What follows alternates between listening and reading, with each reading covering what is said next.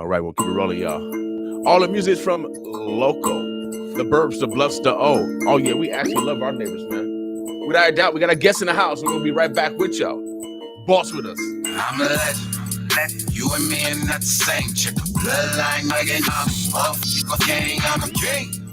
Yeah, I'm a legend. If I die right now, I'm off. Legend. I'm a legend. You and me are not the same chick. Bloodline again. I'm off. Okay, I'm a king. Yeah, I'm a legend. If I die right now, I'm off. Legend. I'm like Bruce Lee. When I enter the dragon, girl, I'm like Tech 9.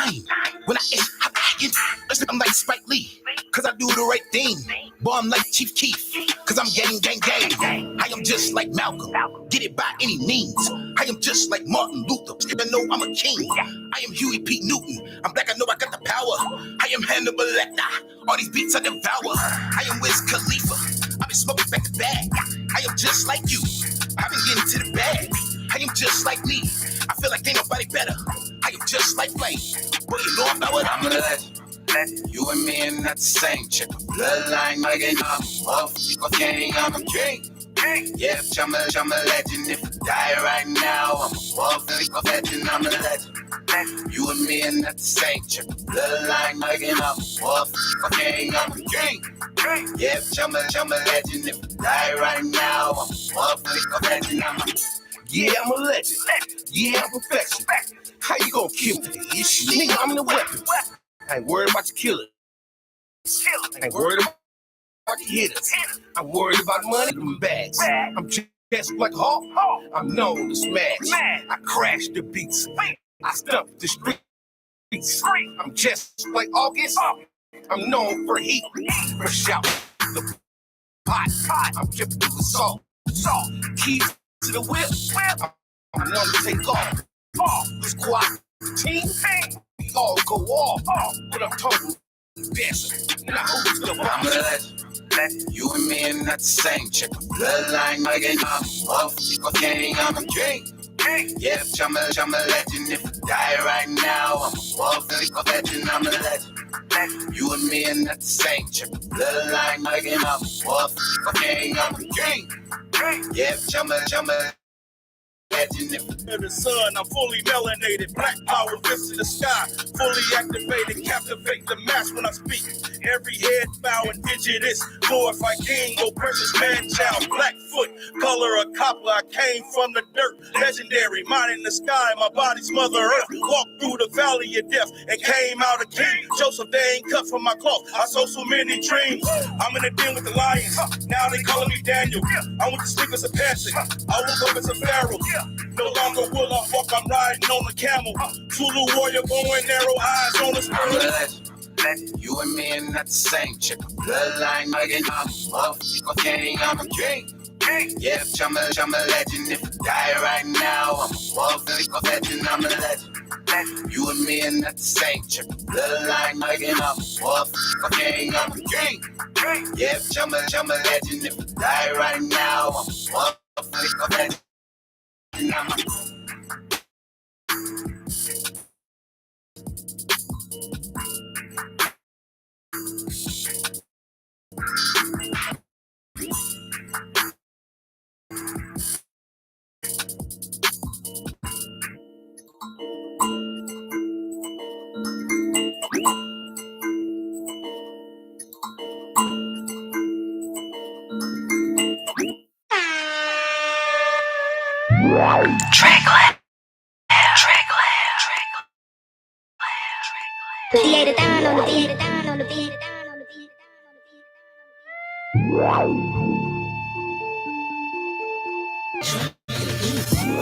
I show no ID, you know why? Cause I'm VIP. I got a pocket full of green, and you know what this means? That means that I'm VIP. They show nothing but love when I'm up in the club. Why? Cause I'm VIP. You wanna hang with me? You wanna hang with me? Why? Cause I'm VIP. I'm VIP. Hey, when I step in the club, they already know who's the best in the club. From the east to the west, or the rest of the clubs. When I come through, they show love and throw it. I'm in the back, in a bottle for the jacket. I was full of cause I got that sex in the club. Pocket full of green, man, I'm fresh and so clean. I'm so fresh as I'm fresh in the club. club. Yes, hey, I'm a party on. Yeah, I'm a party on. Mommy got Bacardi line, said it's party time. Damn, that Bacardi gone. Ain't killing my vibe, ain't killing my high. Yeah, I'm in my party zone. I got my drink and my two-step, my drink and my two-step. I show no ID. You know why? Cause I'm VIP. I got a pocket full of green, and you know what this mean? That means a dime. At like 5 months, I get better with time. Yeah, feeling fancy free. I represent my team, the 313. Yeah, we VIP. Dressed to impress as you can clearly see. But this is crazy though. Yeah, this is crazy though. I'm the chick in the clique. Yeah, with that crazy flow. You need to stop all the hating. Yeah, you can save it, yo. You wanna roll with me? Meet me at VIP. Yeah, and that's Lady Rocky. That's me. Yeah. I show no ID. You know why? Cause I'm VIP.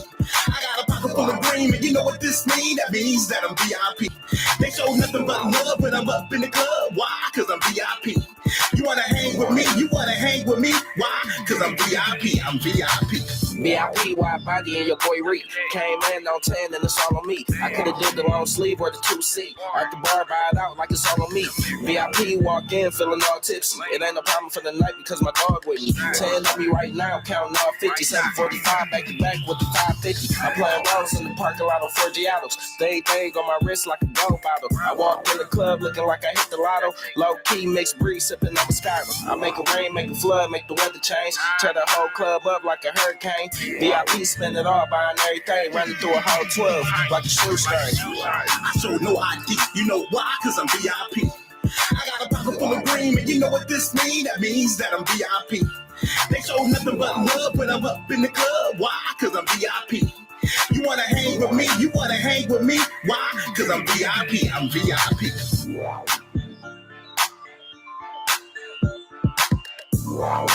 Oh yeah, if you're a boss listener, you are VIP. You are a very important person. Without a doubt, baby, this Martin Luther King Day. Oh,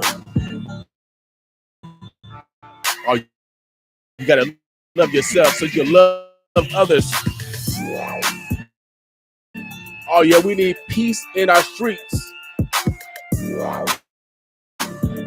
Without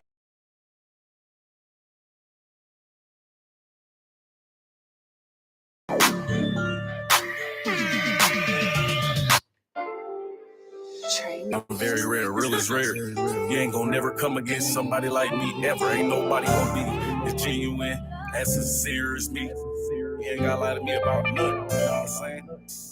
Oh, shouts out to the sickest shit in Dulles County, Shoppe County. Ooh, I know you out here doing you. I don't bother to ask cause you ain't about to tell the truth. I ain't about to address the elephant in the room. You ain't about to confess and told me you was sleeping with another dude. Expecting me to act like everything was cool. But that was something I wasn't willing to do. Ooh, now look at what I'm going through. I used to feel like I had everything to prove. But now I feel like I ain't got nothing to lose. It's life or death and I don't know what I'ma choose. Ooh, I ain't gon' lie, I got the blues. I ain't gon' lie, sometimes you leave me so confused.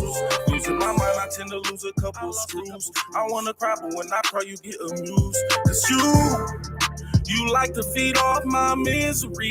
You don't know how much you mean to me. But you act like you don't remember me. You can't wipe me out of your memory. I'm unforgettable. Can't forget me. Tattoo in that brain, I promise you. I guarantee. Everything we done been through, you wanna forgive me? For real?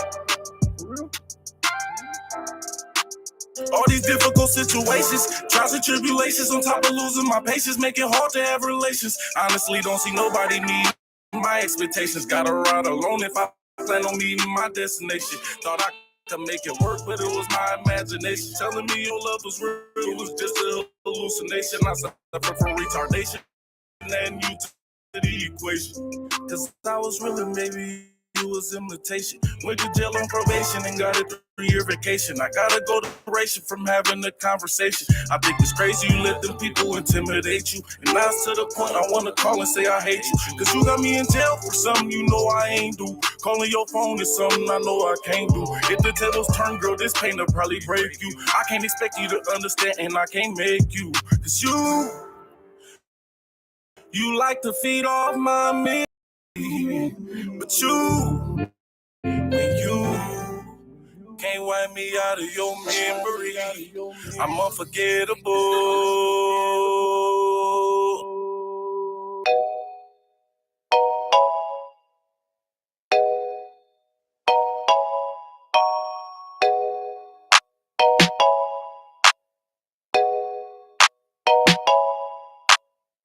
SAVANAH,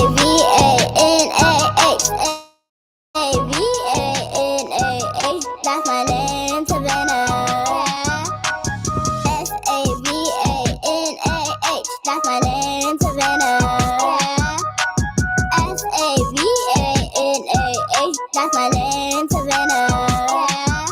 I'm 6 years old, yes I am. I go to the park with my friends. I like to PLAY, PLAY, PLAY, PLAY. Cause it's summertime. SAVANAH, that's my name, Savannah. SAVANAH, that's my name, Savannah. SAVANAH, that's my name, Savannah. SAVANAH, that's my name, Savannah. I have a sister named Summer. The summer. I love my mama. I'm at the beach with Miss Amanda. Yes, I am.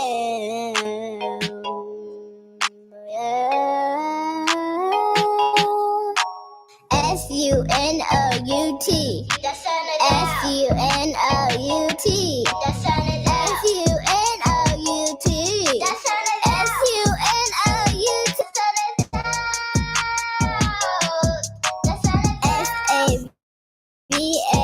SAVANAH, that's my name, Savannah. SAVANAH, that's my name, Savannah. SAVANAH, that's my name. That's my name, Savannah.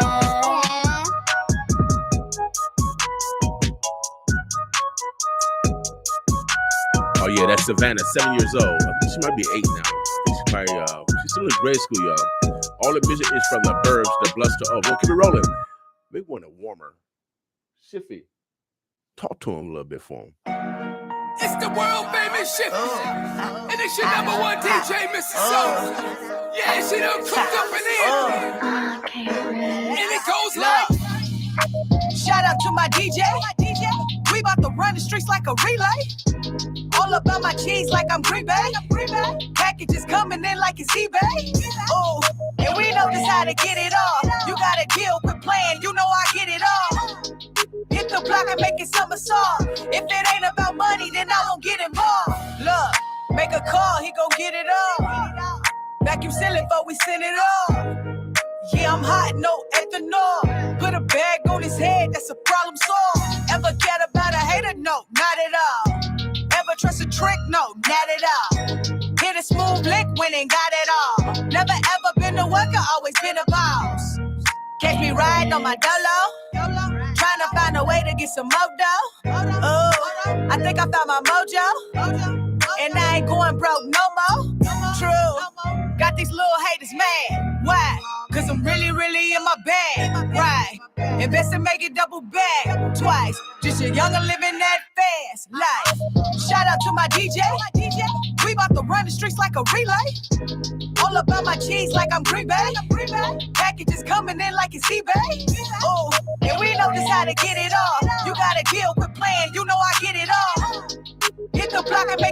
song. If it ain't about money, then I won't get involved. It's that AAA hitter. My rolling like a skate figure. Right now, you looking like a steak dinner. Better leave before we take you off that plate, hitter. Oh, and you don't wanna go there. Look around, ain't no goofies in here nowhere. Ooh, look, shout out to my DJ. Couple shows hit the road on the freeway. Ooh, they showing love like it's V-Day. Every day is lit like it's my B-Day. You know I had to do this thing the G-Way. Cause they gon' wanna hear this song on replay. Shout out to my DJ. We about to run the streets like a relay. All about my cheese like I'm Green Bay. Packages coming in like it's eBay. Oh, and we know just how to get it all. You gotta deal with playing, you know I get it all. Hit the block and make it summer song. If it ain't about money, then I won't get involved. About a radical redistribution of political and economic power. We read one day, we hold these truths to be self-evident, that all men are created equal, that they are endowed by their Creator with certain inalienable rights, that among these are life, liberty, and the pursuit of happiness. But if a man doesn't have a job or an income, he has neither life nor liberty and the possibility for the pursuit of happiness. He merely exists. Estimated that we spend $322,000 for each enemy we kill in Vietnam, while we spend in the so-called war on poverty in America only about $53 for each person classified as poor. The promises of the Great Society have been shot down on the battlefield of Vietnam, making the poor, white and Negro, bear the heaviest burdens both at the front and at home. The other thing I want you to understand is this,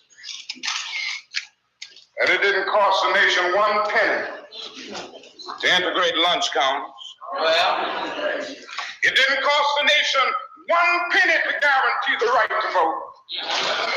But now we are dealing with issues that cannot be solved without the nation spending billions of dollars and undergoing a radical redistribution of economic power. Yes.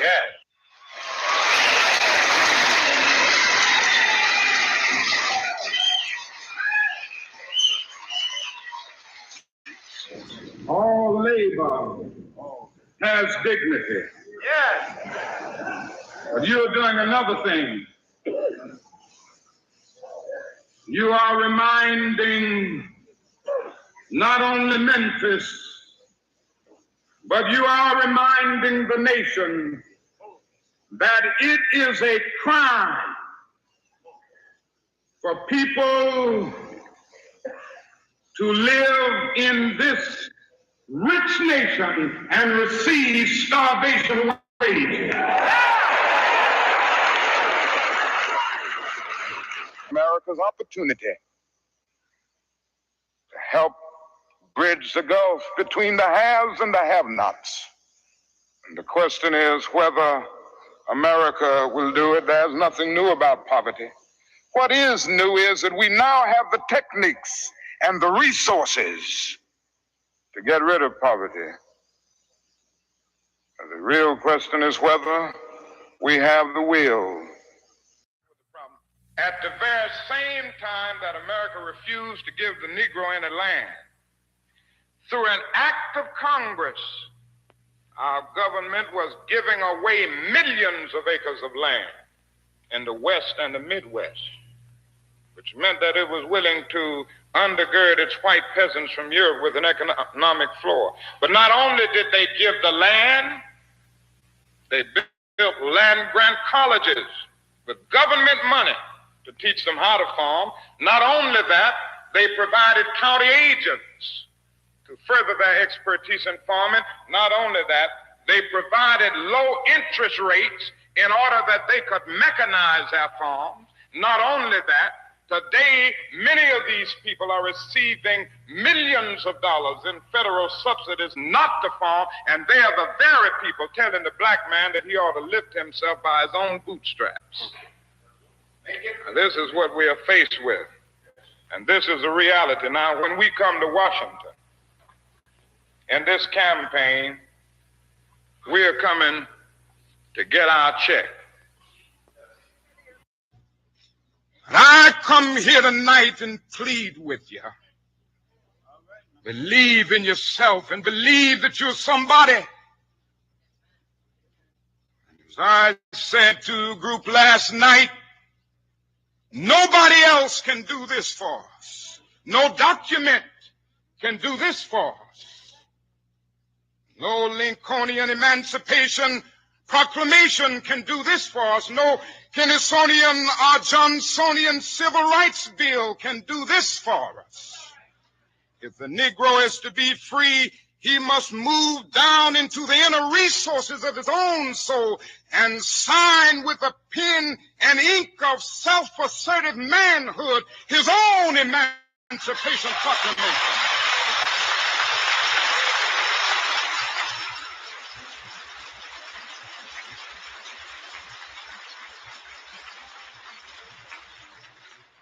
Don't let anybody take your manhood. Be proud of our heritage. As somebody said earlier tonight, we don't have anything to be ashamed of. Somebody told a lie one day. They couched it in language. They made everything black, ugly, and evil. Look in your dictionary and see the synonyms of the word black. It's always something degrading and low and sinister. Look at the word white. It's always something pure, high, and clean.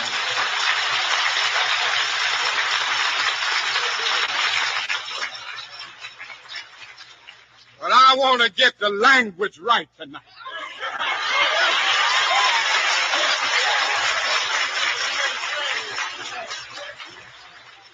I want to get the language so right that everybody here will cry out, yes, I'm black, I'm proud of it, I'm black and beautiful. What is the relationship between this and the reality of the Negro masses? Well, to leave Martin out of it for a moment. Martin's very rare, very great man. Martin's rare for two reasons. Partly because just because he is. And because he's a real Christian, and he really believes in nonviolence. He's arrived at something in himself, which permits him, allows him to do it. And he still has great moral authority in the South. There's none whatever in the North. Poor Martin has gone through God knows what kind of hell to awaken the American conscience. But Martin has reached the end of his rope. There's some things Martin can't do. Martin's only one man. Martin can't solve the nation's central problem by himself. There are lots of people, lots of black people, I mean now, who don't go to church no more and don't listen to Martin, and who anyway are themselves produced by civilization, which has always glorified violence, unless the Negro had the gun. So that Martin is undercut by the performance of the country. The country is only concerned about nonviolence if it seems that I'm going to get violent. But it's not worried about nonviolence if it's some Alabama sheriff. Jim, what do you see deep in the recesses of your own mind as the future of our nation? And I ask that question in that way because I think that the future of the Negro and the future of the nation are linked. They're indissoluble. Yeah. Now, what do you see? Are you essentially optimistic or pessimistic? And I really don't want to put words in your mouth because what I really want to find out is what you really believe. Well, I'm both glad and sorry you asked me that question. I'll do my best to answer it. I can't be a pessimist because I'm alive. To be a pessimist means that you have agreed that human life is an academic matter. So I'm supposed to be an optimist. I'm supposed to believe that we can survive whatever we must survive. But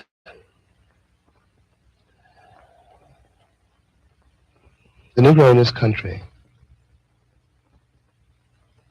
the future of the Negro in this country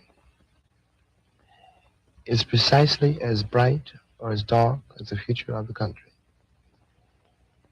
It is entirely up to the American people and our representatives. It is entirely up to the American people whether or not they're going to face and deal with and embrace this stranger whom they maligned so long. What white people have to do is try to find out in their own hearts why it was necessary to have a nigger in the first place. Because I'm not a nigger. I'm a man. But if you think I'm a nigger, it means you need it. The question you got to ask yourself, the white population of this country has got to ask itself, North and South, because it's one country, and for a Negro, there's no difference in the North and the South. There's just a difference in the way they castrate you. But the fact of the castration is the American fact. If I'm not the nigger here, and you invented him, you the white people invented him, then you got to find out why. Well, And the future of the country depends on that, whether or not it's able to ask that question. as a Negro and as an American, I can only hope that America has the strength and the The capacity moral strength. to ask and answer that question in affirmative and constructive ways. To face that question. Thank you very much. Thank you, Ken.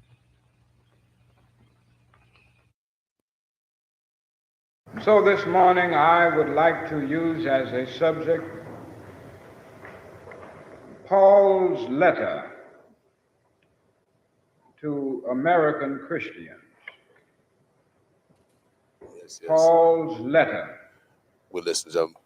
to American Christians. You got a guest in the house. We finishing up. I would like to share with you an imaginary letter from the pen of the Apostle Paul. The postmark reveals that it comes from the island of Crete. And after noticing and opening the letter, I discovered that it was written in ill-formed, sprawling Greek. And at the top of the letter was this request: read to the people when they assemble themselves together, and pass on to the other churches. I have labored with the translation for several days. At times it has been difficult, but now I think I have its substance. And if in giving this letter the content sounds strangely Kingian rather than Paulinian, Omaha, the Burbs, the Bloods. Thank you for chiming in on this Martin Luther King Day. It is a national holiday. It's a day of service for some people. So we want to thank all those that's giving service. I got some guests in the house, y'all. And, I'm doing an impromptu, interview. But we got some future. Well, we actually got some current business young ladies. They range from different ages, and they actually got a product that they brought in today for me to sample. And I like to eat. I like to eat. They said, "How can that little guy like to eat?" Yeah, I'm skinny, fat, skinny. You know what I mean? So I'm still working out. You can never stop working out. Health is actually wealth. And so, as a elder, as an adult, I drive around sometime in my car and I self-evaluate. I ask God, why do I exist? Why do I exist? And the answer comes back. He said, "Thou responsibility is to develop conduits of opportunities for the next generation. I said, thank you, God. Okay. He said, oh, God holler at me. Yeah, God, you ain't know God holler at me? Yeah, God holler at me. He said, it's my obligation to develop conduits of opportunities for the next generation. Just like the generation before developed opportunities for me. Without a doubt, baby. And so we got the next generation in. And I like to brag off my neighbors. Yes, I like to brag off my neighbors without a doubt. And we about it over here in Omaha, Nebraska. We about it. Greatness come from here. I don't know what y'all talking about. Greatness come from here. And we got 3 young ladies. They are entrepreneurs, childrenpreneurs, youngpreneurs, young ladypreneurs. And they range in different ages, but they're all from the same family. Like, we are family. Hey, I wish I could sing. I'll be a superstar. But I can verse just to show you my talent. Go beyond. My beauty. All these. You guys gotta have some humor out there. The oldest. I'm gonna let the oldest introduce. That's my mic. That's my mic. I'm gonna change chords. I'm gonna let the oldest introduce the youngest. Line. If you're on Facebook or YouTube, go to 95.7 The Boss. You actually see the product that they have. I will be consuming it. Oh yes, without a doubt. I am hungry. I've been waiting all day for this. Yes, I've been waiting all day. And so then we'll get right back to the dialogue. Boss with us.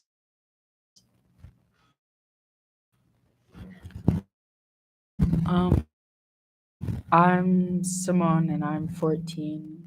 That's my sister. I'm in and she's 10.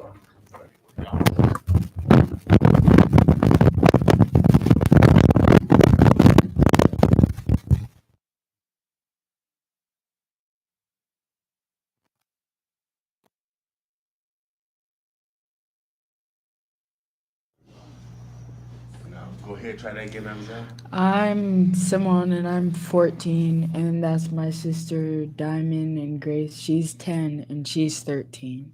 Okay. What school? What grade you in? What school you go to? Well, I'm in 8th grade and I go to a school that's out west. Okay. And were you going to high school yet? My volleyball future, what I would there's a lot of good programs there for what I want to do in college, and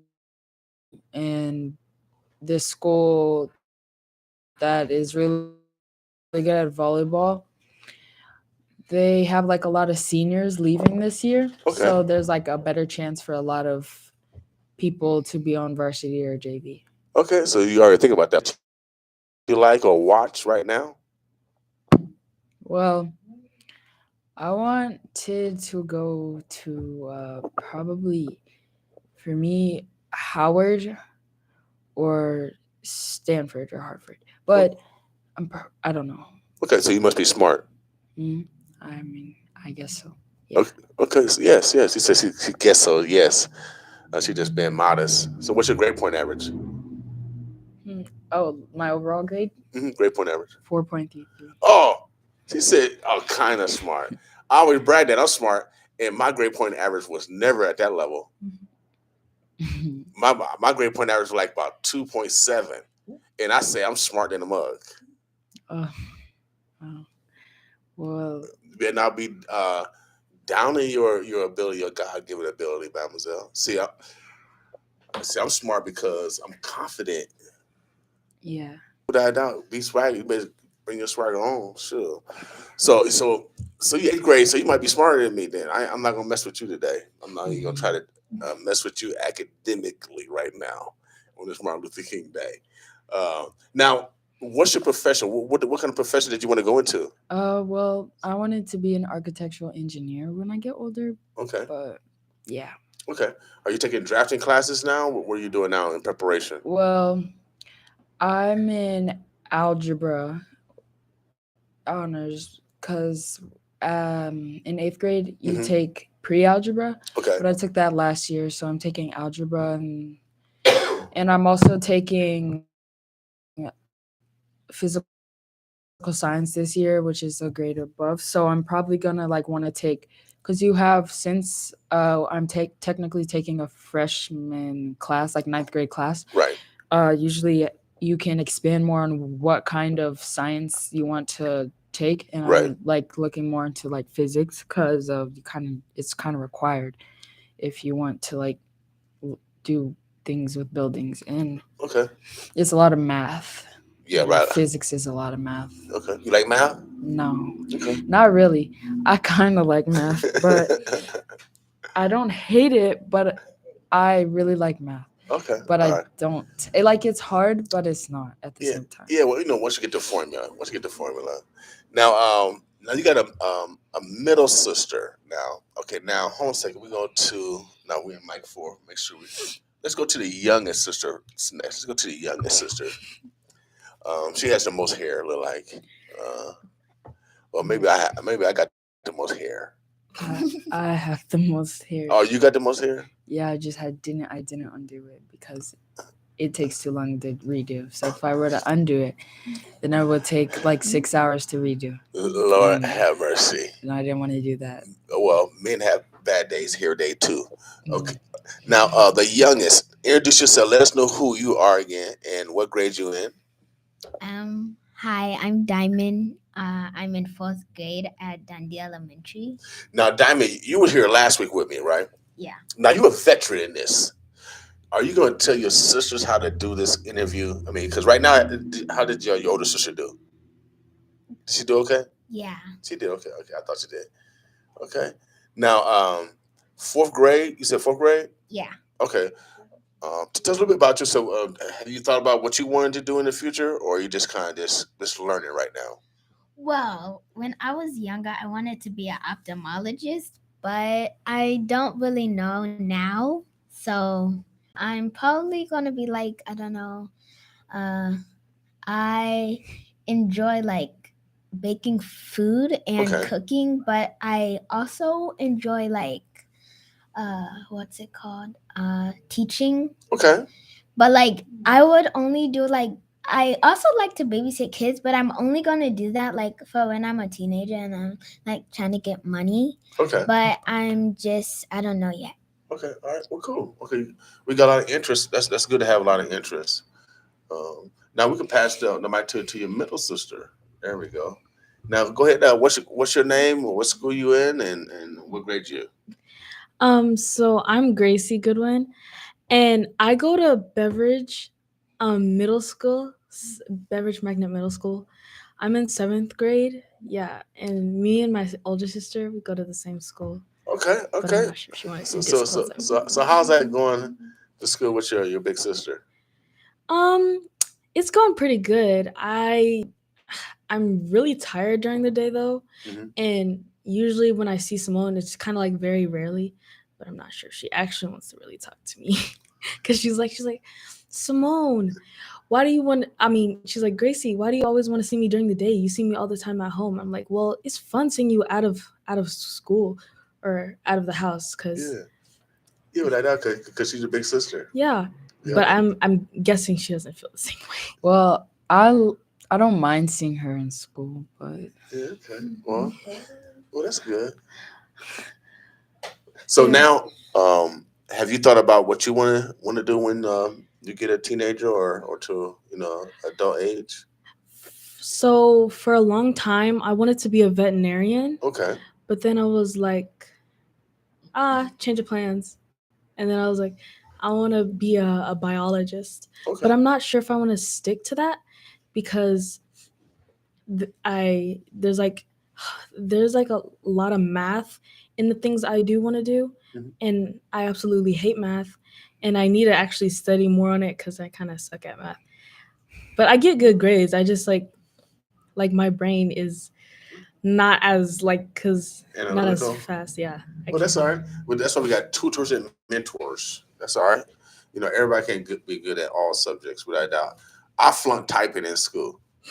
Yeah, the typing, the typing got me.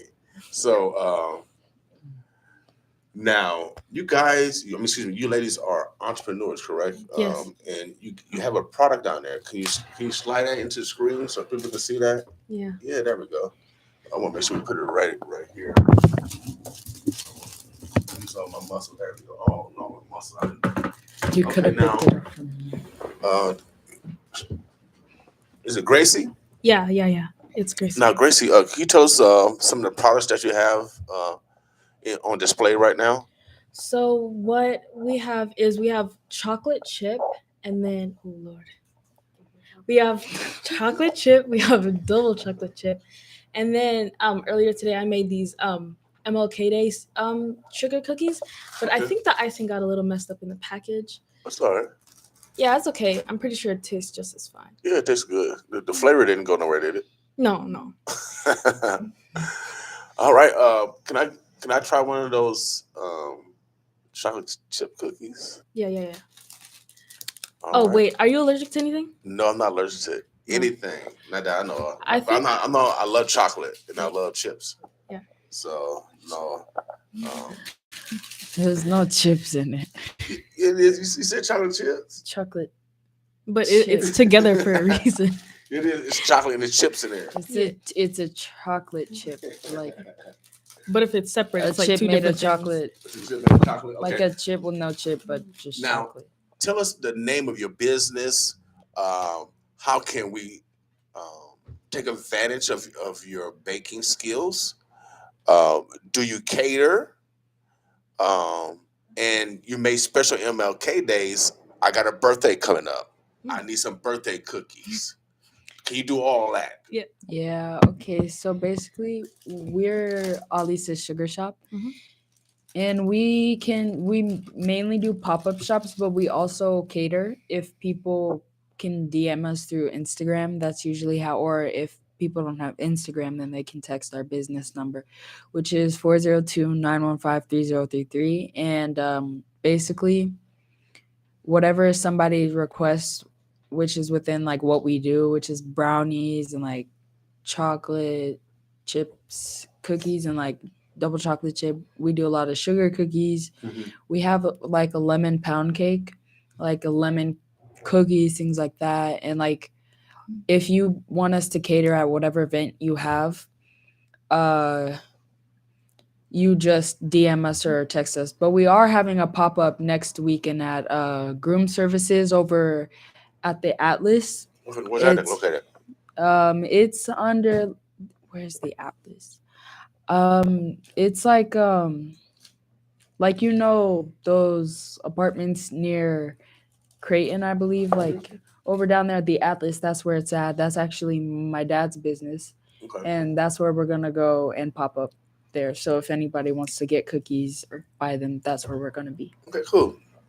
We need to have your dad come on and talk about his business also, because we always talk about business, of all spans. And so obviously, is this your girls' first business together? Yeah, well, we had an attempted business when we were a little younger. It was like supposed to be like a dog walking business, but because we were a little bit younger, we didn't follow through. But we had follow through. But that's all right. Well, at least you're honest with yourself. Yeah, I feel like if we had known a little more about it, it would have been really good, because somebody that we knew had like a collar business, like for dogs, and we could have sold there with those people too. And when I was in school, I tried to like do this candy business. Okay. Which was I had to work very hard to not eat the candy. So I would sell it after school, and I got a few dollars, like, yeah. So. And another why the dog business failed was also because my little sister right here, Diamond, she was also afraid of dogs. which Okay. didn't make sense why we wanted to start a dog business because she'd probably just run away from all It the was- dogs in the neighborhood. I feel like it was the easiest access we had to like business at the time. Like it was something that a lot of people needed. I feel like when we wanted to start it back then, our main thoughts on business was supposed to be like convenience. Mhm. So a lot of people, or they had their children walk the dogs, and their children didn't always remember to. So we thought maybe if we went like door to door and talking about if you want to walk your dogs, then let us know. Okay. But it was also another thing that kind of worked was it was in our dad's neighborhood, but we don't live with him, so they couldn't have always had access to us, like right. because we're not there all the time. So Right. So you're not driving yet. right. Okay. We were like, how? I feel like we were like, I was 8, so she was 6, and then she was like 4 or 5 or Oh, something. well, I'm scared of dogs. I'm 7. She's still, oh, Hey, so hey, I'm with you. I don't care how old you are, how young you are. You can be scared, dog. But you probably have her do the paperwork. You guys want the dog, right. We probably, I feel like what we would have done is if we did follow through, is my sister and I would have handled like the walking of the dogs, and my sister would like prepare the stuff needed for that. But she was 4, so there's not much we could have done with that. But now she is. now she's like, but now since we're older, we're able to do a lot more. Like now she bakes with us. We all bake, my sisters and my mom. Okay. And we bake these cookies. My mom was in charge of these. My sister's in charge of those. Okay. And I have peanut butter cookies, but we did not bake them today. Okay. Well, now, what's the name of your business again? Spell it. Spell it first name again. ALEECE apostrophe S. Oh yeah, it's on our shirts. But yeah, we have the shirts and Aleece shop. it's spelled. The reason that's not how you spell my mom's name, but most people pronounce it wrong. Okay. So she wanted to pronounce it how it sounds, so that people would pronounce her name right. But it's just regular sugar, and then shop is SHOPPE. Okay. All right. And what's your contact number again? 402-915-3033. Now, what's your name again? Is on the end? Gracie. Okay, now Gracie, I like your hair, by the way. I wish I had my hair. Oh man. Thank you. I wish mine. I do got some long hair for 57. But most people my age are bald. For real. But you look like a. Do you sing or something? Because you got like an artistic vibe to you. Oh, actually, you're kind of right about that. I'm not gonna lie. So I currently do guitar and strings. Okay. I play the violin, and then when I was younger, I did take piano lessons and I did singing lessons. Okay.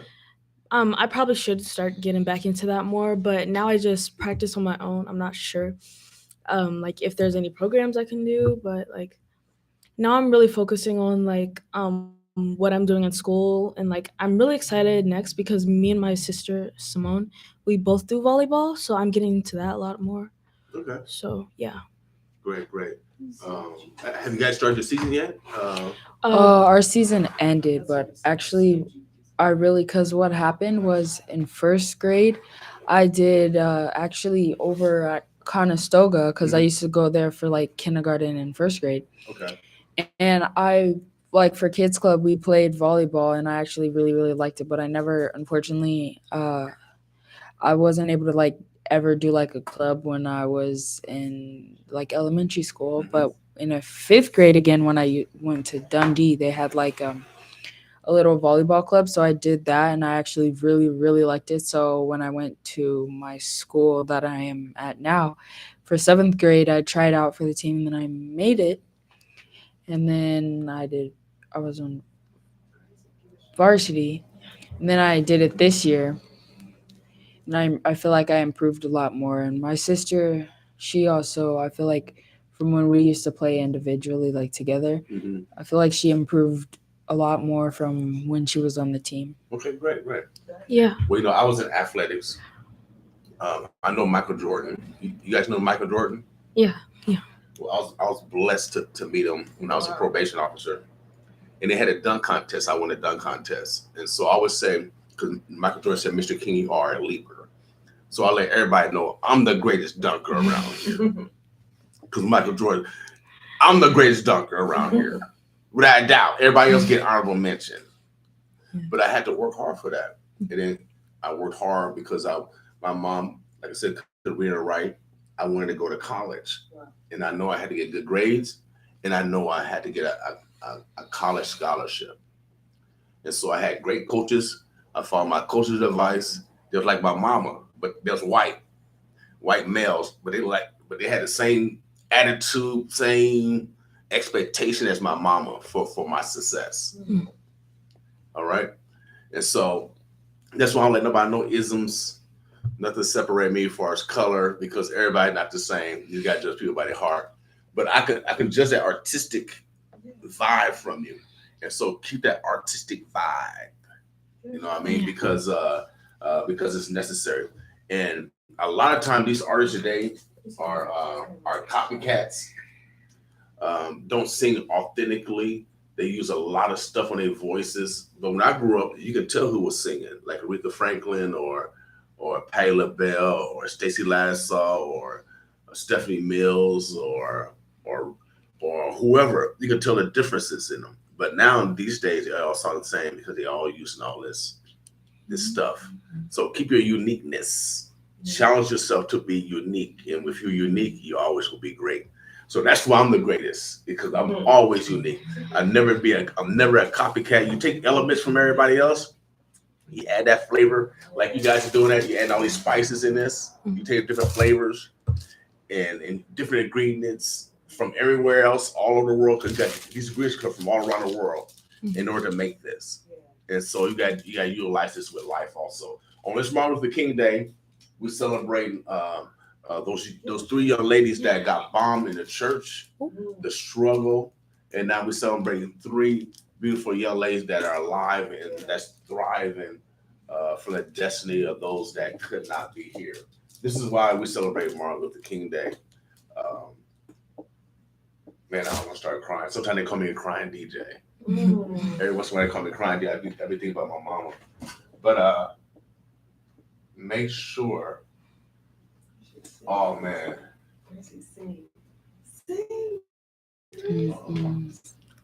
Make sure you know how to sing. Go ahead, sing it. Go ahead, sing it. Sing what's on your heart. You want also like my singing mentor or what my teacher, her name is Candace Gould, and she works. She has like her own business thing, it's CMG Music. Yeah. Shout out to her. Okay, go ahead. Sing.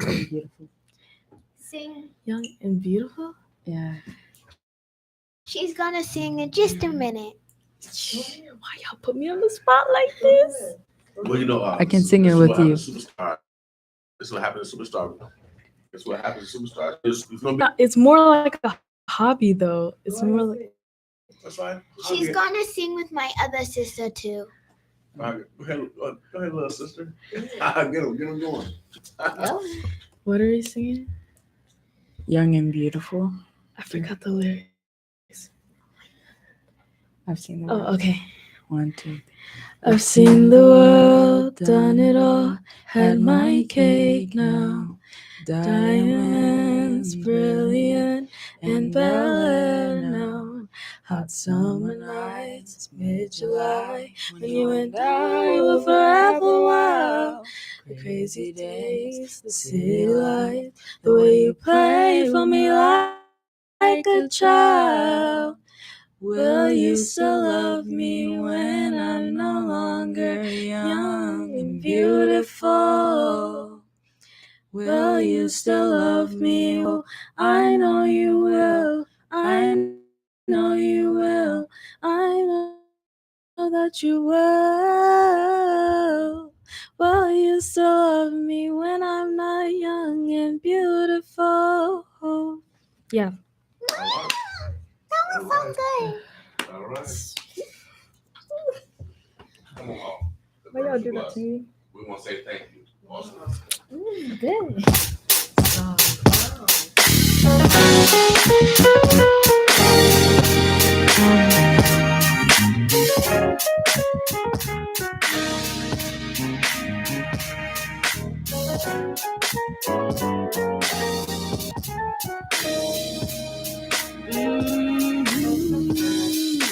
There is nothing greater than the relationship I have with you. And through my situations, you've always been there for me to carry me through. The love you've given me is what opened up my eyes when I was blind. Now here I stand with a testimony. No doubt about it. You are the best thing that's ever happened to me. Thank you, thank you. Ooh, thank you, thank you. Lord, we wanna say thank you for the marvelous things, for the marvelous things you've done for me. There were many times I laid awake at night wondering why things in my life just wasn't going right. I had to face the truth. I cannot do nothing without you.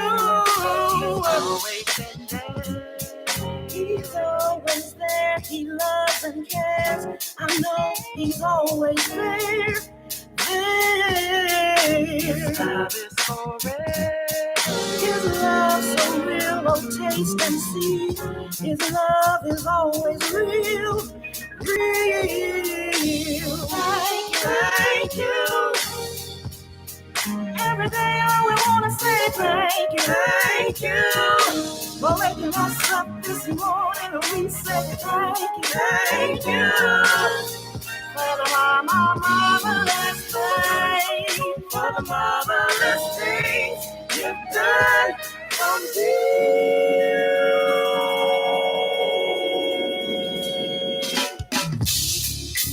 Hold on to God's unchanging hand. You gotta hold on, don't let him go. No.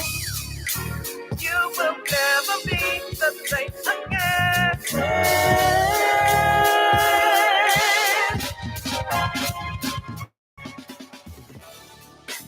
He will take care of you.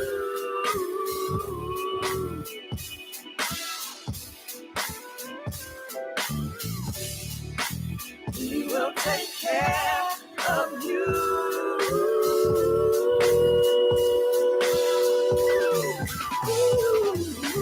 Thank you.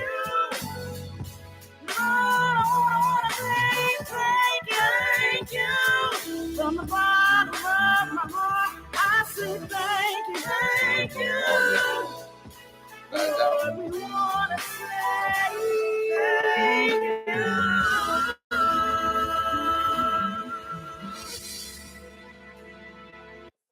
Oh yeah, I want to thank God once again for this beautiful Martin Luther King Day and bringing Aleece Sugar Shoppe in the house.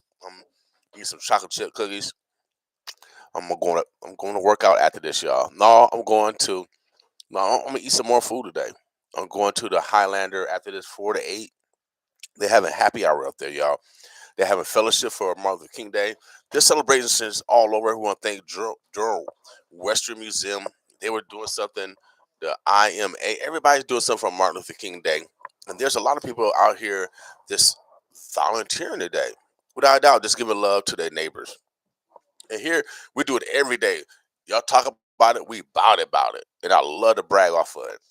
And like I said, make sure you guys go to ALEECE apostrophe S Sugar Shoppe. What's that number again?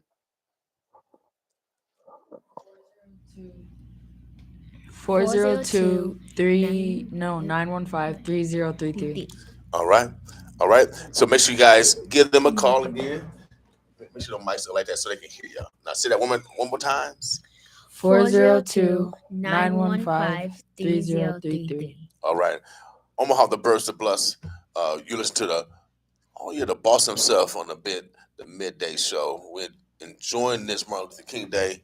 Again, we're gonna get out of here in a little bit, but first I'm gonna play a couple more speeches before we get out of here. Maybe one more speech of Martin before we get out of here.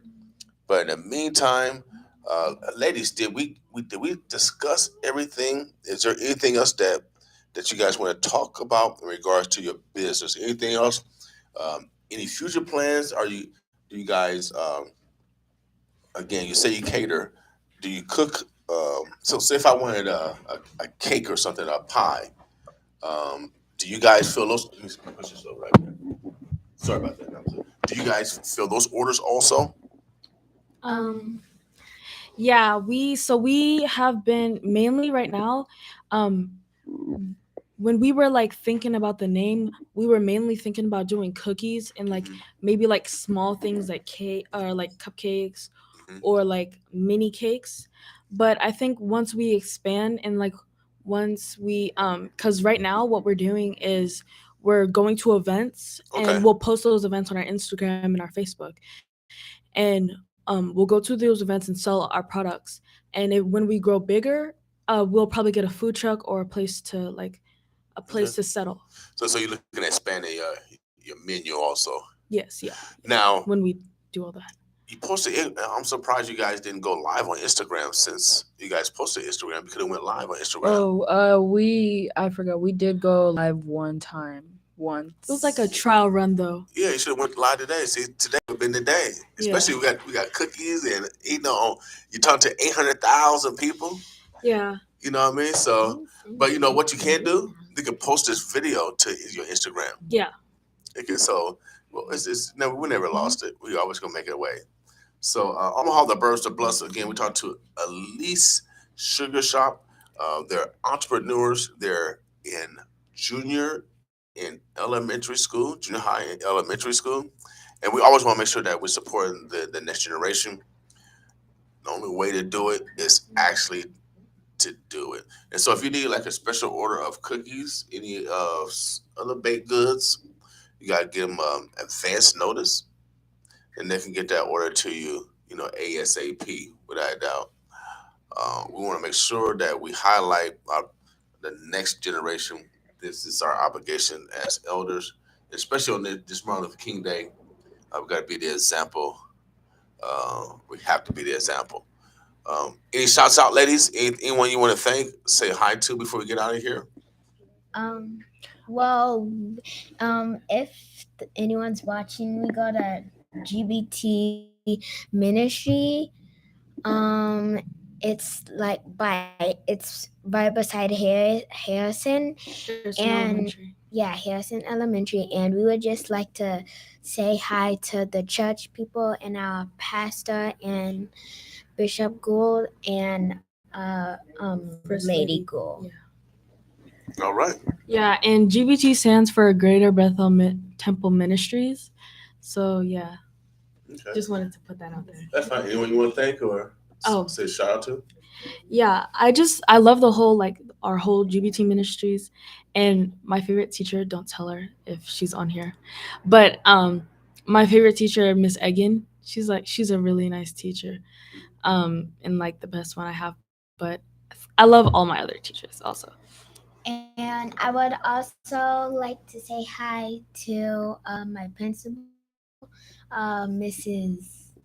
Kennedy, and my teachers at my school.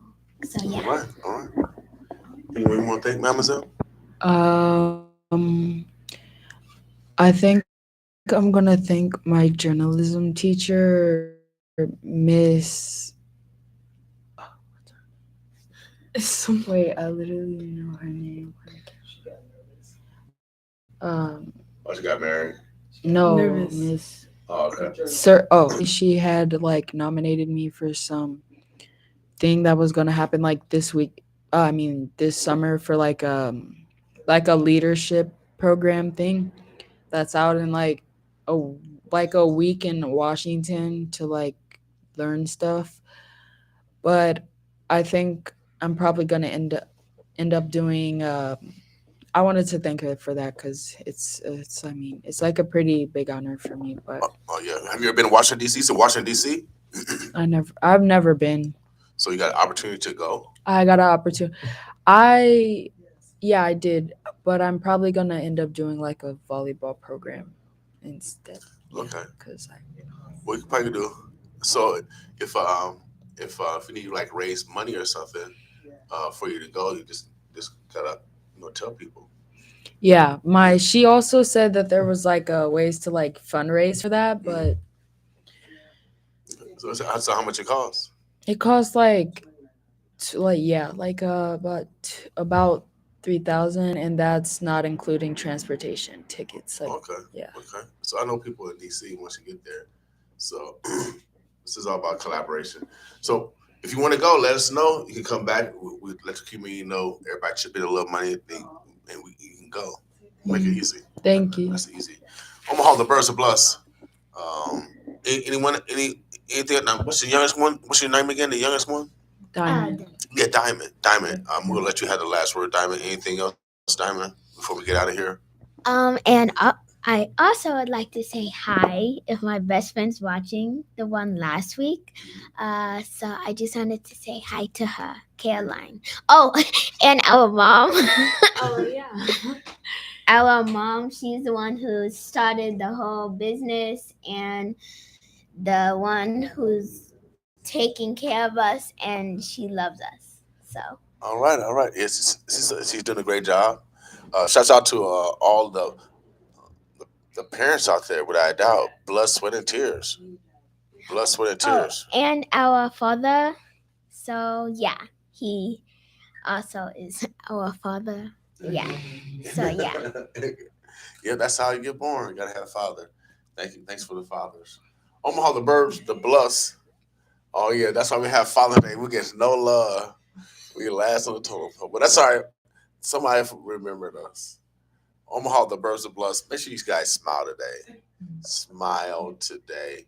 I know Martin Luther King will want you to smile. He smiled a lot, even though he fought a lot. He smiled a lot still.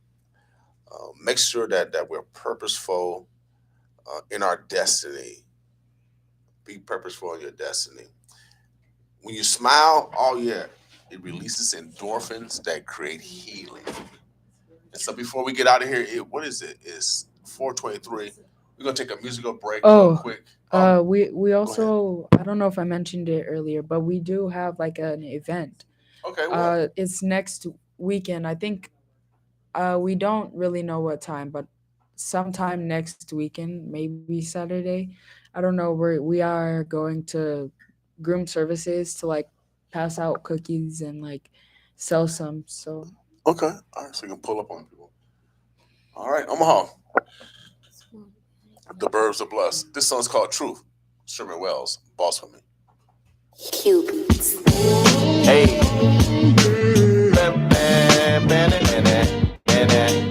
Yeah, you heard it right. It's QB's production. That's my son. Literally. Man, whoever thought the older you got, the colder you got. Hey, check me out. Determination to change the nation, I'm manifesting the truth. Back in the booth to give you the messages that's been channeling right through me. No, I'm not Jesus, although my spirit is great. I'm eating my food without a plate, escaping this place through my meditations. New life begun when I reloaded the gun and realized where I was from was not too far from the sun. Like somewhere close by the moon. Now I'm connected like Zoom on walks of life that ever live, call me like out of the blue, so I just pass it to you, right through your speakers with clues. And if you choose to free your mind, then you will have all the tools. But I can't make you take it and shake it and mentally break yourself out. Cause freeing your mind without a doubt is something you have to try out. But once you see the light, your might, and all the power you've had, then you have reached the fifth dimension and you can brighten your path. But others who choose to follow the red pills, it's harder to swallow. Or you can wallow in your sorrows, feeling all empty and hollow. The only way you'll see the truth is if it's starting with you. So please stop lying to yourself, start being being truthful to you. The only way you'll see the truth and if it's starting with you. So please stop lying to yourself. Start being truthful to you. To you.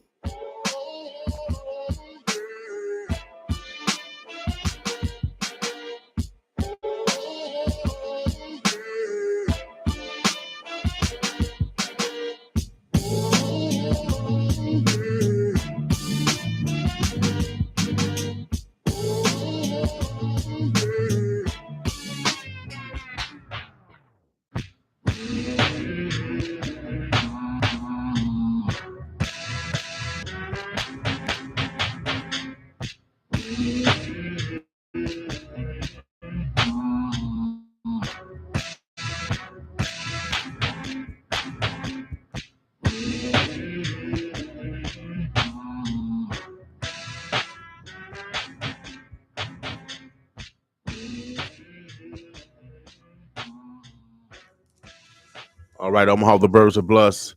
Again, Aleece Sugar Shop. Make sure you guys get in contact with her. They're everywhere. Oh, yeah, we'll give it out. Shouts out to, oh, yeah, we got so much talent. And you know, this one, oh, yeah, it speaks for itself. Millicent Crawford. You know, she's a sister right from our community. The Birds, the Bluffs, the O. Talk to him, sister. Oh, yeah, she's a bad woman. You are King. You are King. Yeah, you are King. You are Alpha and Omega, the beginning and the end. All creation bows before you. Lord, you are the great I am. Our King. There's nobody like you. Our King. That's who you are. I'm gonna lift my hands and give you glory. You are King. Lord, you are the great contender. Powerful in all your ways. Every nation will call you Father, for you are the ancient of days. You are the sovereign Savior.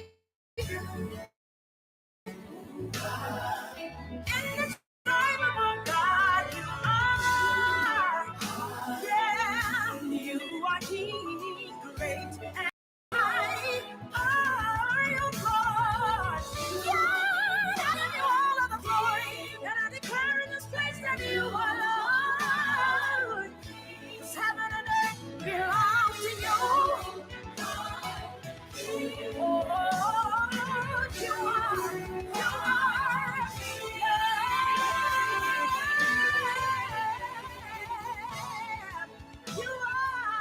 God. I magnify your name. I bow in your presence, Lord. You are the great contender. You reign. You reign.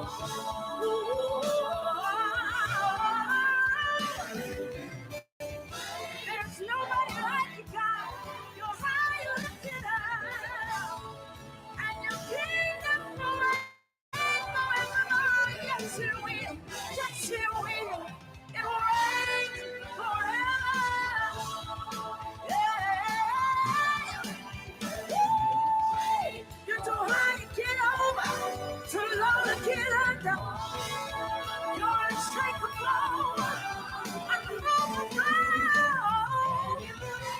You reign forever and ever.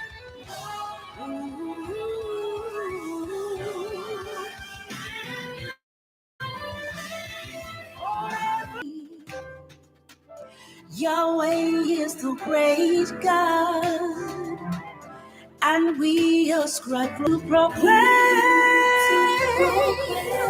Yahweh is the great God, and we ascribe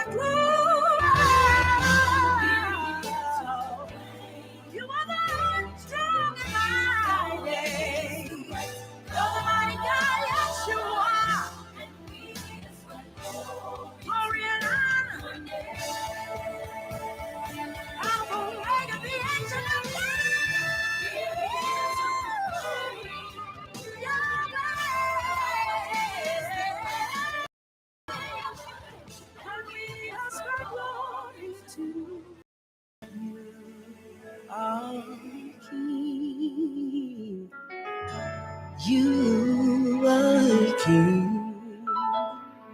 You are king. Oh, wasn't that appropriate? Millicent Crawford.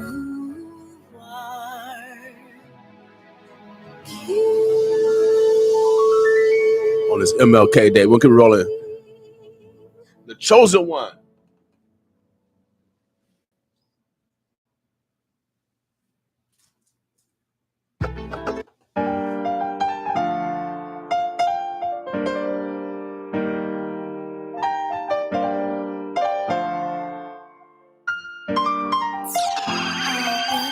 I'm the chosen one, yeah. My brother hand me the toy, said, yeah, you better run. Put your foot on the gas, don't let him none. Do the dash of the bird out. Grip the grain on your stern wheel. Better not miss your turn, no. Family dependent, gotta work out. I gotta really go hard, cause none of this is for certain. But I'm gonna get to $1. Gotta make sure my little brother scars. And you know, I'ma spoil him. Know that mama up there watching out for him. I ain't who they want, but I'm gonna give them they needs. For my family, I bleed. Money don't grow on trees. I do the cross, get cream. I risk it all for the team. You'll see the I say. NFL's getting sleazy. Roll around with some demons. Never trying to get even. So I gotta slide with the beam on. This life get dangerous. Go switch sides. Ain't changing up. That's strange to us. These fees be your homies. I had it down. You don't come around. Cause you think that you own me. I'm 100 thought I never fell. So don't go acting phony. When they start to pound up, you the walking trophy. I get whatever you please. Just don't catch and cold. Cause when it's time to ride, is you a slide? Ay, just in case I got the thing that bang up on my side. Only got one shot up in this life. This is do or die. So I'm gonna get it out. I'm jumping off the post. I swear that we gon' ball. Ain't no fall. Mama, I did it. I put my baby on the flight. We going to talk business. We in Miami. Can't make up this life I'm living. Yeah, I'm gonna get it. Ain't no wishes. Stay consistent. It's all about repetition, baby. Got out the mud. I'm beating the odds. It feel so amazing. They said I couldn't do it, so you put it on God. Yeah, you must be crazy. Sit pants, I'm ready for war. Any weapon to get you shot for. You the op, ain't with y'all. From a block, then you know how I rock. I got real hitters in the spot. With pots, real hood thoughts with the moms. Cops kill us cause they wanna. Trying to make it out of the trauma. PTSD come around when you're younger. But you rap, be careful when you come here. Can't run faster than a bullet in a cornfield. It's amazing. Trying to make it out of this place. Follow me and lead the way. Don't go straight, stay tunnel vision when you feel the pain. Gotta keep your head up through the rain. Bad days don't last always. Stay tunnel vision when you feel the pain. But keep your head up through the rain. Bad days don't last always. Nah. Bad days don't last always. Bad days don't last always. I'm the chosen one, yeah. My brother hand me the toy, said, young, you better run. Put your foot on the gas, don't let him none. Do the dash, the bird out. Good brain on your stern wheel. And I miss your turn, no. Family dependent, gotta work, y'all. I gotta really go hard, cause none of this is for certain.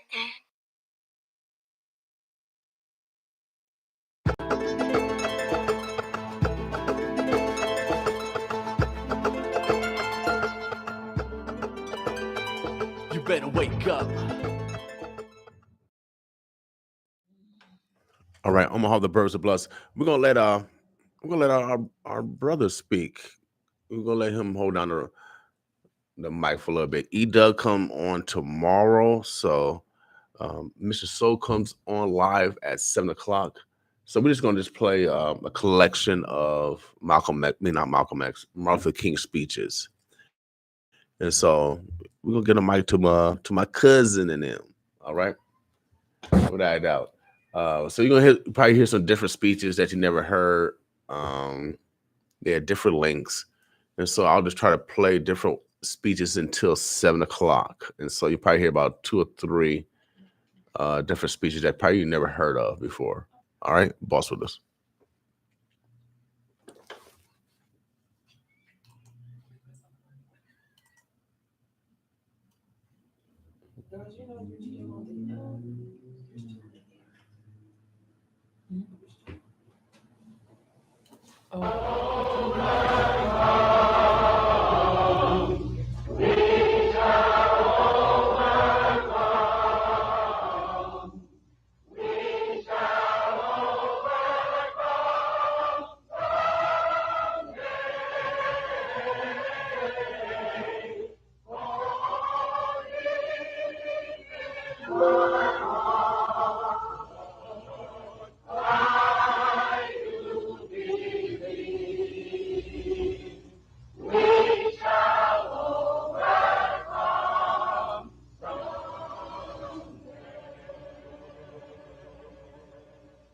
At this time, I have the honor to present to you the moral leader of our nation.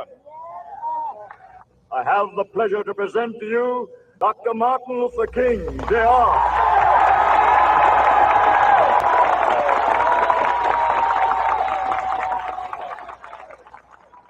I am happy to join with you today in what will go down in history as the greatest demonstration for freedom in the history of our nation.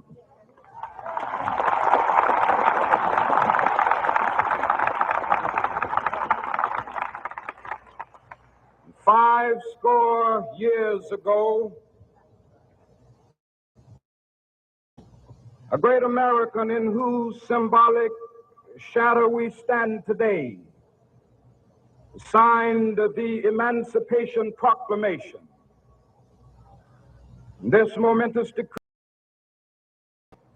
as a great beacon light of hope to millions of Negro slaves who had been seared in the flames of withering injustice. It came as a joyous daybreak to end the long night of their captivity. But 100 years later, the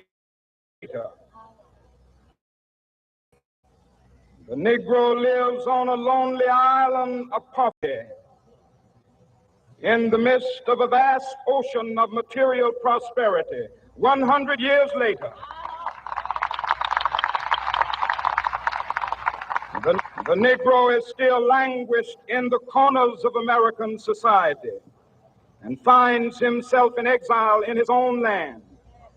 And so we've come here today to dramatize a shameful condition. In a sense, we've come to our nation's capital to cash a check.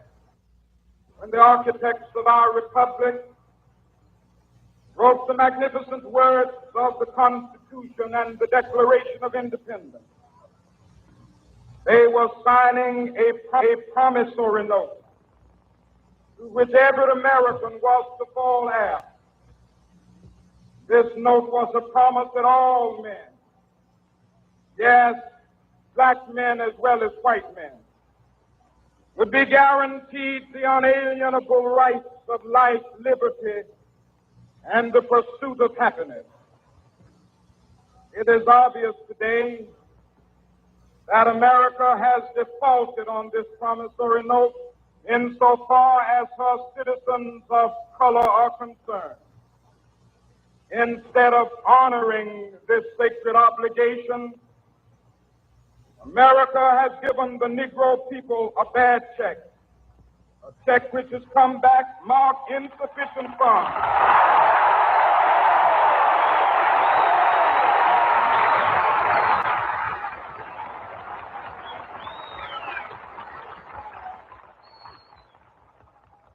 But we refuse to believe that the Bank of Justice is bankrupt. We refuse to believe that there are insufficient funds in the great vaults of opportunity of this nation. So we've come to cash this check, a check that will give us upon demand the riches of freedom and the security of justice.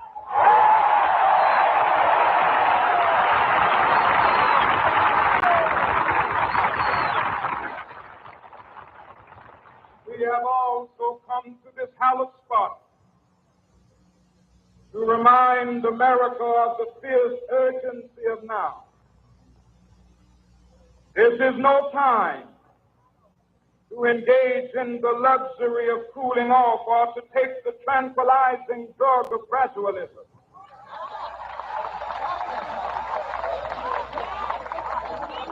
Now is the time to make real the promises of democracy. Now is the time to rise from the dark and desolate valley of segregation to the sunlit path of racial justice. Now is the time to lift our nation from the quicksands of racial injustice to the solid rock of brotherhood. Now is the time to make justice a reality for all of God's children. It would be fatal for the nation to overlook the urgency of the moment. This sweltering summit of the Negro's legitimate discontent will not pass until that is an invigorating autumn of freedom and equality. 1963 is not an end, but a beginning. Those who hope that the Negro needed to blow off steam and will now be content will have a rude awakening if the nation returns to business as usual.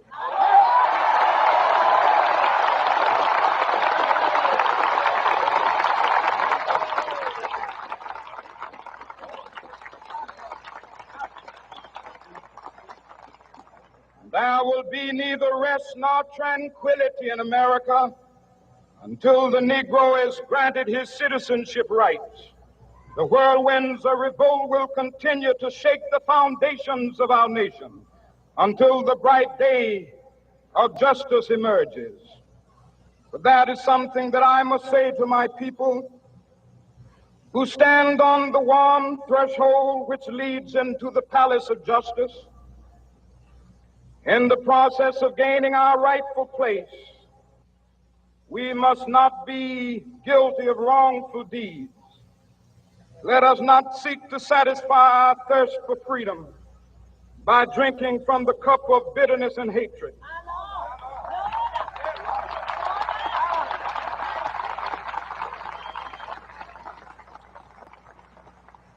We must forever conduct our struggle on the high plane of dignity and discipline. We must not allow our creative protests to degenerate into physical violence. Again and again, we must rise to the majestic heights of meeting physical force with soul force. The marvelous new militancy which has engulfed the Negro community must not lead us to a distrust of all white people. For many of our white brothers, as evidenced by their presence here today, have come to realize that their destiny is tied up with our destiny.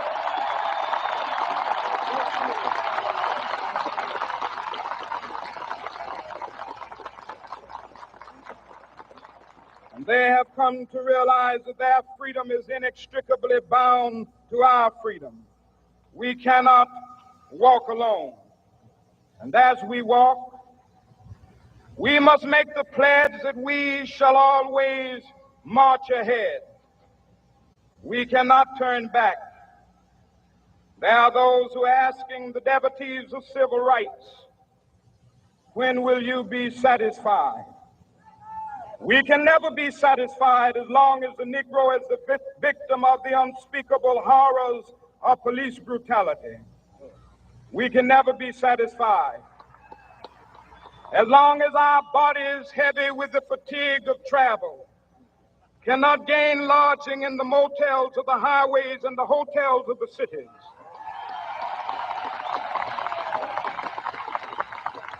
We cannot be satisfied as long as the Negro's basic mobility is from a smaller ghetto to a larger one.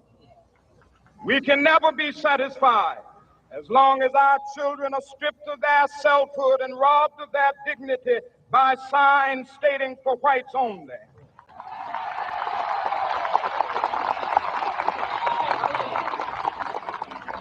We cannot be satisfied as long as a Negro in Mississippi cannot vote and a Negro in New York believes he has nothing for which to vote.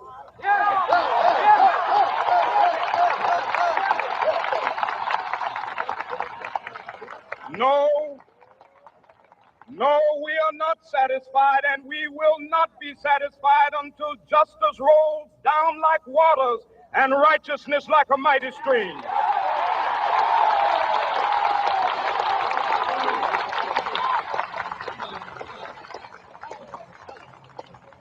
I am not unmindful that some of you have come here out of great trials and tribulations. Some of you have come fresh from narrow jail cells. Some of you have come from areas where your quest for freedom left you battered by the storms of persecution and staggered by the winds of police brutality. You have been the veterans of creative suffering. Continue to work with the faith that unearned suffering is redemptive. Go back to Mississippi. Go back to Alabama. Go back to South Carolina. Go back to Georgia. Go back to Louisiana. Go back to the slums and ghettos of our northern cities. Knowing that somehow this situation can and will be changed. Let us not wallow in the valley of despair. I say to you today, my friend,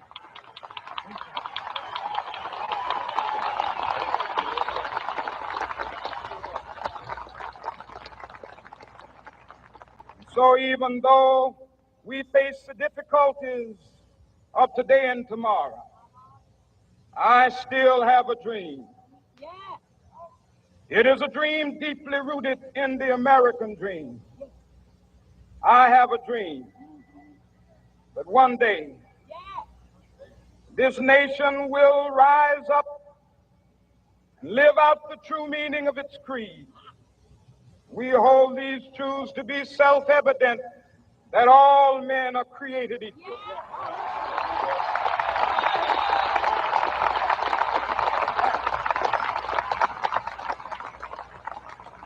I have a dream that one day on the red hills of Georgia, the sons of former slaves and the sons of former slave owners will be able to sit down together at the table of brotherhood. I have a dream that one day, even the state of Mississippi, a state sweltering with the heat of injustice, sweltering with the heat of oppression, will be transformed into an oasis of freedom and justice. I have a dream that my 4 little children will one day live in a nation where they will not be judged by the color of their skin, but by the content of their character. I have a dream today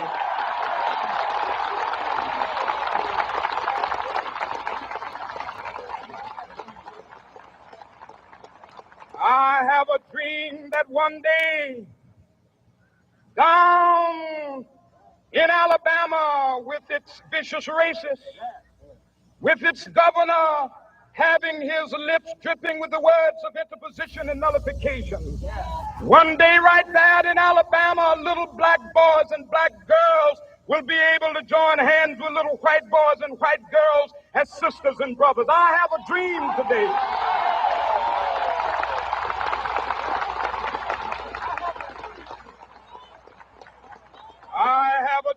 that one day every valley shall be exalted, and every hill and mountain shall be made low. The rough places will be made plain, and the crooked places will be made straight, and the glory of the Lord shall be revealed, and all flesh shall see it together. This is our hope. This is a faith that I go back to the South with. With this faith, we will be able to hew out of the mountain of despair a stone of hope. With this faith, we will be able to transform the jangling discords of our nation into a beautiful symphony of brotherhood. With this faith, we will be able to work together, to pray together, to struggle together, to go to jail together, to stand up for freedom together, knowing that we will be free one day. This will be the day. This will be the day when all of God's children will be able to sing with new meaning, my country, tears of thee. Sweet land of liberty, of thee I sing. Land where my fathers died, land of the pilgrim's pride. From every mountainside, let freedom ring. And if America is to be a great nation, this must become true. And so let freedom ring. From the prodigious hilltops of New Hampshire, let freedom ring. from the mighty mountains of New York. Let freedom ring from the heightening Alleghenies of Pennsylvania. Let freedom ring from the snow-capped Rockies of Colorado. Let freedom ring from the curvaceous slopes of California. But not only that, let freedom ring from Stone Mountain of Georgia. Let freedom ring from Lookout Mountain of Tennessee. Let freedom ring from every hill and molehill of Mississippi, from every mountainside. Let freedom ring, and when this happens,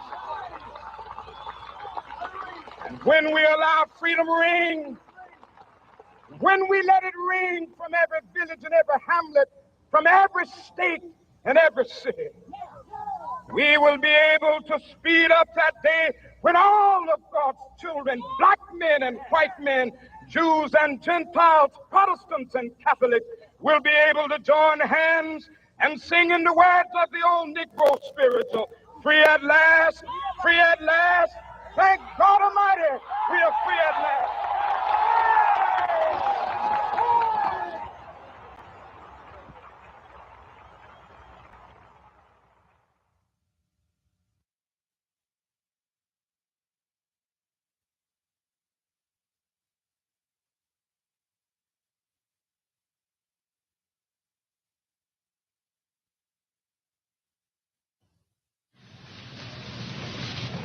Dr. Abernathy, our distinguished Vice President, fellow delegates to this, the 10th annual session of the Southern Christian Leadership Conference, my brothers and sisters from not only all over the South, but from all over the United States of America. 10 years ago, during the piercing chill of a January day and on the heels of the year-long Montgomery bus boycott, a group of approximately 100 Negro leaders from across the South assembled in this church and agreed on the need for an organization to be formed that could serve as a channel through which local protest organizations in the South could coordinate their protest activities. It was this meeting that gave birth to the Southern Christian Leadership Conference. When our organization was formed 10 years ago, racial segregation was still a structured part of the architecture of Southern society. Negroes with the pangs of hunger and the anguish of thirst were denied access to the average lunch counter. The downtown restaurants were still off limits for the black man.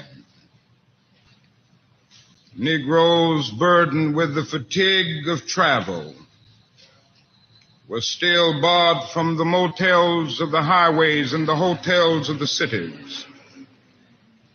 Negro boys and girls in dire need of recreational activities were not allowed to inhale the fresh air of the big city parks. Negroes in desperate need of allowing their mental buckets to sink deep into the wells of knowledge were confronted with a firm no when they sought to use the city libraries. 10 years ago, legislative halls of the South were still ringing loud with such words as interposition and nullification. All types of conniving methods were still being used to keep the Negro from becoming a registered voter. A decade ago, not a single Negro entered the legislative chambers of the South except as a porter or a chauffeur. 10 years ago, all too many Negroes were still harried by day and haunted by night by a corroding sense of fear and a nagging sense of nobodiness. But things are different now. In assault after assault, we cause the sagging walls of segregation to come tumbling down. During this era, the entire edifice of segregation was profoundly shaken. This is an accomplishment whose consequences are deeply felt by every Southern Negro in his daily life. It is no longer possible to count the number of public establishments that are open to Negroes. 10 years ago, Negroes seemed almost invisible to the larger society, and the facts of their harsh lives were unknown to the majority of the nation. But today, civil rights is a dominating issue in every state, crowding the pages of the press and the daily conversation of white Americans. In this decade of change, the Negro stood up and confronted his oppressor. He faced the bullies and the guns, the dogs and the tear gas. He put himself squarely before the vicious mobs and moved with strength and dignity toward them and decisively defeated them. The courage with which he confronted enraged mobs dissolved the stereotype of the grinning, submissive Uncle Tom. He came out of his struggle integrated only slightly in the external society, but powerfully integrated within. This was a victory that had to precede all other gains. In short, over the last 10 years, the Negro decided to straighten his back up, realizing that a man cannot ride your back unless it is bent. We made our government write new laws to alter some of the cruelest injustices that affected us. We made an indifferent and unconcerned nation rise from lethargy and subpoenaed its conscience to appear before the judgment seat of morality on the whole question of civil rights. We gained manhood in the nation that had always called us boy. It would be hypocritical indeed if I allowed modesty to forbid my saying that SCLC stood at the forefront of all of the watershed movements that brought these monumental changes in the South. For this we can feel a legitimate pride. But in spite of a decade of significant progress, the problem is far from solved. The deep rumbling of discontent in our cities is indicative of the fact that the plant of freedom has grown only a bud and not yet a flower. Before discussing the awesome responsibilities that we face in the days ahead, let us take an inventory of our programmatic action and activities over the past year. Last year, as we met in Jackson, Mississippi, we were painfully aware of the struggle of our brothers in Grenada, Mississippi. After living for 100 or more years under the yoke of total segregation, the Negro citizens of this northern Delta hamlet banded together in nonviolent warfare against racial discrimination under the leadership of our affiliate chapter and organization there. The fact of this non-destructive rebellion was as spectacular as its results. In a few short weeks, the Grenada County movement challenged every aspect of the society's exploitive life. Stores which denied employment were boycotted. Voter registration increased by thousands. We can never forget the courageous action of the people of Grenada, who moved our nation and its federal courts to powerful action in behalf of school integration, giving Grenada one of the most integrated school systems in America. The battle is far from over, but the black people of Grenada have achieved 40 of 53 demands through their persistent, nonviolent efforts. Slowly but surely, our southern affiliates continued their building and organizing. 79 counties conducted voter registration drives, while double that number carried on political education and get out the vote efforts. In spite of press opinions, our staff is still overwhelmingly a Southern-based staff. 105 persons have worked across the South under the direction of Jose Williams. What used to be primarily a voter registration staff is actually a multifaceted program dealing with the total life of the community, from farm cooperatives, business development, tutorials, credit unions, etc. Especially to be commended are those 99 communities and their staffs which maintain regular mass meetings throughout the year. Our citizenship education program continues to lay the solid foundation of adult education and community organization upon which all social change must ultimately rest. This year, 500 local leaders received training at Dorchester and Penn community centers through our citizenship education program.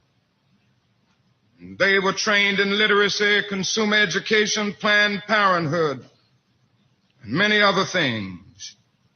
And this program, so ably directed by Mrs. Dorothy Cotton, Mrs. Septima Clark, and their staff of 8 persons, continues to cover 10 southern states. Our auxiliary feature CEP is the aid which they have given to poor communities, poor counties in receiving and establishing OEO projects. With the competent professional guidance of our marvelous staff member, Ms. Muson Lee, Lowndes and Wilcox counties in Alabama have pioneered in developing outstanding poverty programs, totally controlled and operated by residents of the area. Perhaps the area of greatest concentration of my efforts has been in the cities of Chicago and Cleveland. Chicago has been a wonderful proving ground for our work in the North. There have been no earth-shaking victories, but neither has there been failure. Our open housing marches, which finally brought about an agreement which actually caused the power structure of Chicago to capitulate to the civil rights movement. These marches and the agreement have finally begun to pay off. After the season of delay around election periods, the leadership conference organized to meet our demands for an open city has finally begun to implement the programs agreed to last summer. But this is not the most important aspect of our work. As a result of our tenant union organizing, we have begun a $4 million rehabilitation project which will renovate deteriorating buildings and allow their tenants the opportunity to own their own homes. This pilot project was the inspiration for the new home ownership bill which Senator Percy introduced in Congress only recently. The most dramatic success in Chicago has been Operation Breadbasket. Through Operation Breadbasket, we have now achieved for the Negro community of Chicago more than 2,200 new jobs with an income of approximately $18 million a year, new income to the Negro community.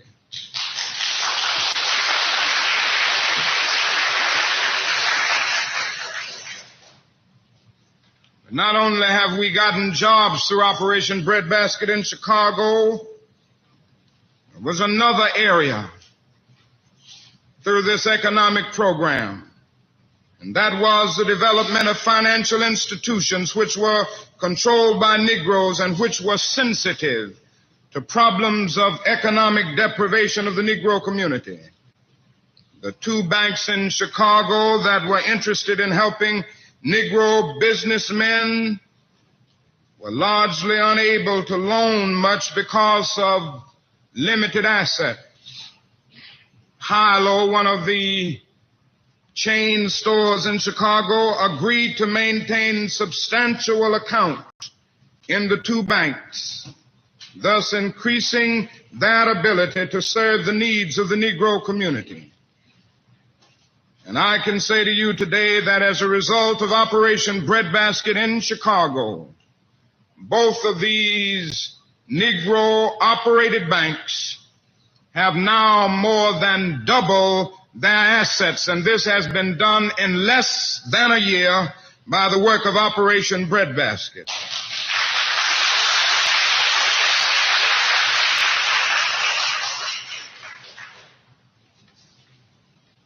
In addition, the ministers learned that Negro scavengers had been deprived of significant accounts in the ghetto.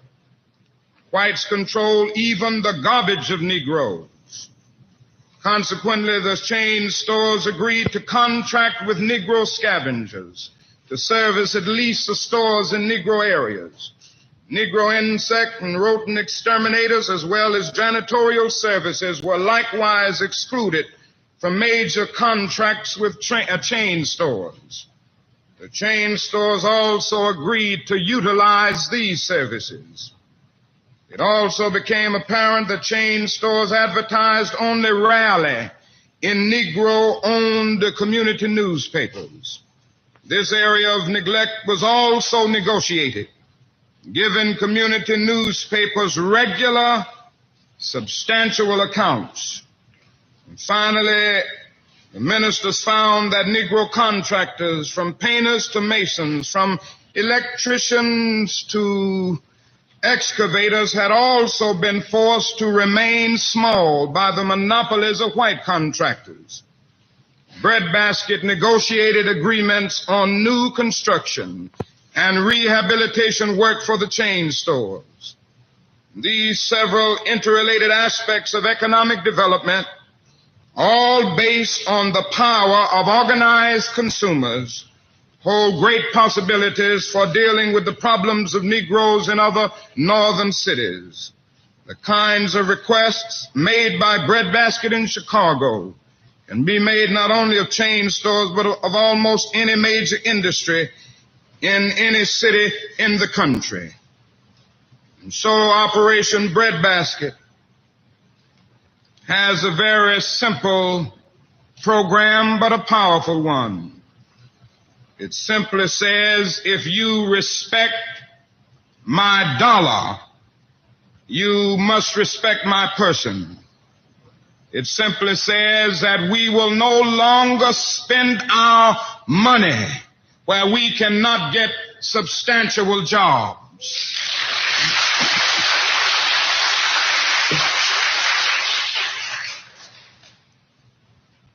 In Cleveland, Ohio, a group of ministers have formed an Operation Breadbasket through our program there and have moved against a major dairy company.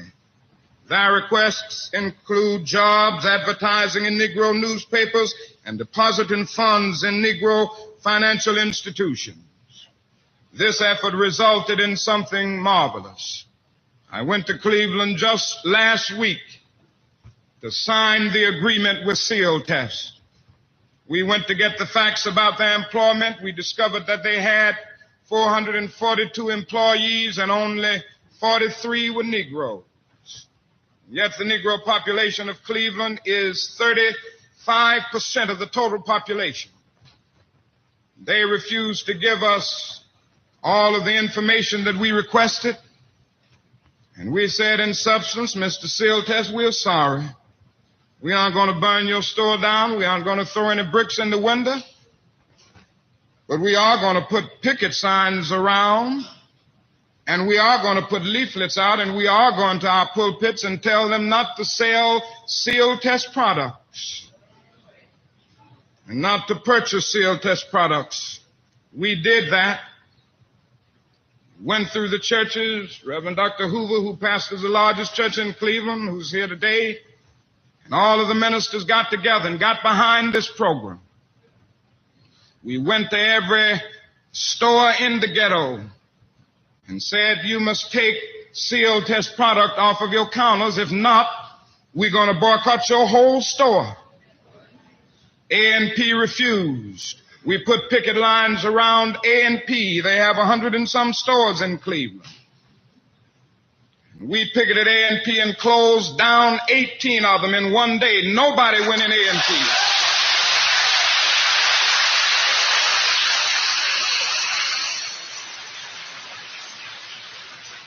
The next day, Mr. A&P was calling on us, and Bob Brown, who is here on our board, and who is a public relations man representing a number of firms, came in. They called him in because he works for A&P also, and they didn't know he worked for us too. Bob Brown sat down with A&P, and they said, now, Mr. Brown, what would you advise us to do? He said, I would advise you to take Seal Test products off of all of your counters. A&P agreed next day not only to take Seal Test products off of the counters in the ghetto, but off of the counters of every store, A&P store in Cleveland, and they said to Seal Test, if you don't reach an agreement with SCLC and Operation Breadbasket, we will take Seal Test products off of every A&P store in the state of Ohio the next day.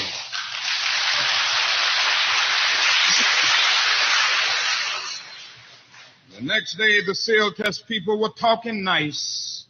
They were very humble. And I am proud to say that I went to Cleveland just last Tuesday, and I sat down with the Seal Test people and some 70 ministers from Cleveland, and we signed the agreement. This effort resulted in a number of jobs which will bring almost $500,000 of new income to the Negro community a year. We also said to Seal Test, the problem that we face is that the ghetto is a domestic colony that's constantly drained without being replenished.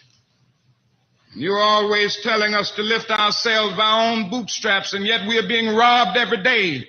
Put something back in the ghetto.